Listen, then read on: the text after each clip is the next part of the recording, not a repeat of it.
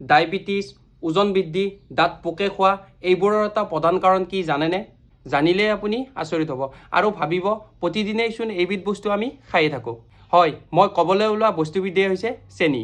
আমি প্ৰতিদিনেই খোৱা চাহ, ক'ল্ড ড্ৰিংকছ, বিস্কুট, কেক আৰু যে কি বস্তুত চেনি লুকাই থাকে আমি ভাবিবই নোৱাৰোঁ। আজি মই এই ৰিলটোত ক'ম এই চেনি খালে আমাৰ শৰীৰত কি বেমাৰে দেখা দিব পাৰে।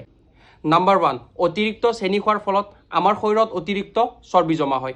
ফলত আমাৰ শৰীৰৰ ওজন লাহে লাহে বাঢ়িবলৈ আৰম্ভ কৰে।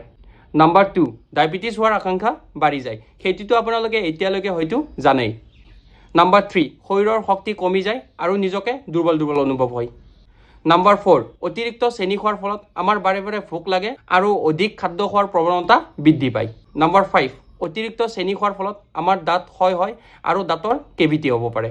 নাম্বাৰ 6, অতিৰিক্ত চেনি খোৱাৰ ফলত আমাৰ হৃদৰোগ মানে হাৰ্টৰ প্ৰব্লেম হ'ব পাৰে। গতিকে আজিৰ পৰাই আপোনালোকে চেনি কমকৈ খাবলৈ চেষ্টা কৰক। সম্পূৰ্ণ আপোনালোকে চেনি খোৱাটো বাদ দিব নালাগে, কিন্তু চেনিৰ পৰিমাণটো কমাই দিয়ক। সঁচাকৈ আপোনাৰ স্বাস্থ্যই আপোনাক ধন্যবাদ দিব। যদি এই ৰিলটো আপোনালোকৰ ভাল লাগিছে আৰু এনেকুৱা যদি স্বাস্থ্য সম্পৰ্কীয় ভিডিঅ' আপোনালোকে পিছলৈও পাব বিচাৰিছে তেন্তে ফ'ল' কৰিব পাৰে।